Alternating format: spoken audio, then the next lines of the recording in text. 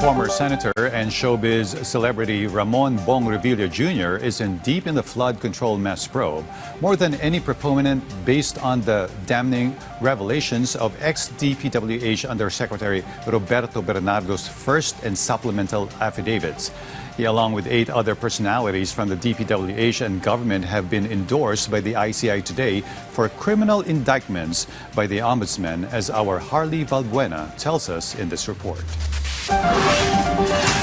The live streaming of the hearings of 2 lawmakers before the Independent Commission for Infrastructure or ICI earlier today lasted for only minutes as the commission granted their request for an executive session. First to face the ICI was Pasig City Representative Roman Romulo, who is among those tagged by the Discayas for allegedly receiving kickbacks from flood control projects. The live streaming was immediately cut short after he requested for an executive session. His legal counsel insisted that the information to be disclosed by the congressman might endanger his life and safety, and this could also be misused by the public. The live stream of these proceedings, Your Honors, could be misused by members of the public to malign the reputation of the good congressman. Romulo also laments being included in the Immigration Lookout Bulletin Order or ELBO of the Department of Justice. We be clear what this ILBO is all about, because maybe lawyers understand what an ILBO is, but if you look through social media, it's really misused, abused. In a media interview after the closed-door hearing, the lawmaker said he never met the Discayas. Bulacan 1st District Representative Danilo Danny Domingo also appeared before the ICI, but his camp also asked for an executive session. Bulacan is at the epicenter of this flood control controversy. In this regard, Congressman Domingo has already been maligned, has received significant backlash, despite the fact that there was no credible or any categorical state allegation made against him.